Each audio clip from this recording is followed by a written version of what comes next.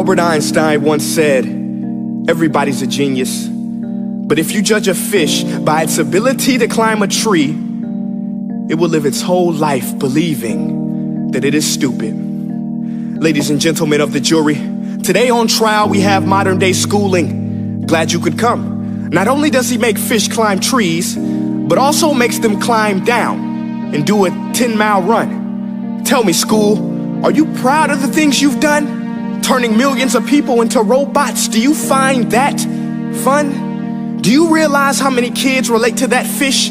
Swimming upstream in class, never finding their gifts, thinking they are stupid, believing they are useless? Well, the time has come, no more excuses. I call school to the stand and accuse him of killing creativity, individuality, and being intellectually abusive.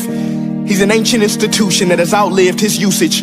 So, Your Honor, this concludes my opening statement, and if I may present the evidence of my case, I will prove it. Proceed. Exhibit A. Here's a modern day phone. Recognize it? Here's a phone from 150 years ago. Big difference, right? Stay with me. Here's a car from today, and here's a car from 150 years ago. Big difference, right? Well, get this. Here's a classroom of today, and here's a class we used 150 years ago. Now ain't that a shame? In literally more than a century, nothing has changed. Yet you claim to prepare students for the future? But with evidence like that, I must ask, do you prepare students for the future or the past? I did a background check on you and let the record show that you were made to train people to work in factories, which explains why you put students in straight rows, nice and neat, tell them sit still, raise your hand if you want to speak, give them a short break to eat, and for 8 hours a day, tell them what to think.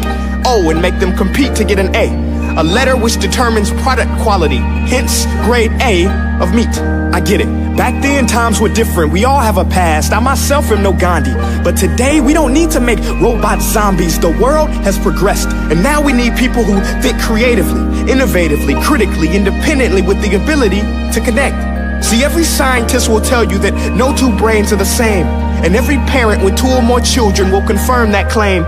So please explain why you treat students like cookie cutter frames or snapback hats, giving them this one-size-fits-all crap. Watch your language. Sorry, Your Honor, but if a doctor prescribed the exact same medicine to all of his patients, the results will be tragic. So many people would get sick, yet when it comes to school, this is exactly what happens. This educational malpractice, where one teacher stands in front of 20 kids, each one having different strengths, different needs, different gifts, different dreams, and you teach the same thing the same way?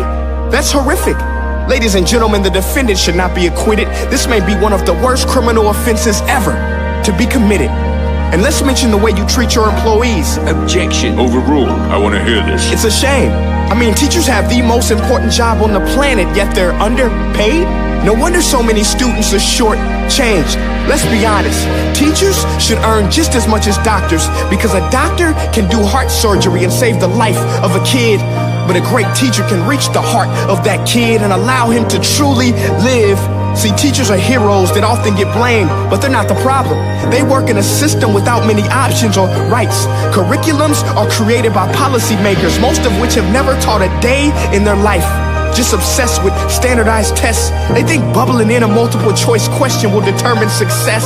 That's outlandish. In fact, these tests are too crude to be used and should be abandoned, but don't take my word for it.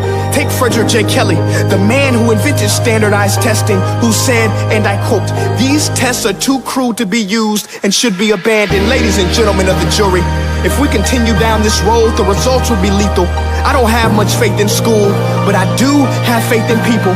And if we can customize healthcare, cars, and Facebook pages, then it is our duty to do the same for education, to upgrade it, change it, do away with school spirit, because that's useless. Unless we're working to bring the spirit out of each and every student, that should be our task.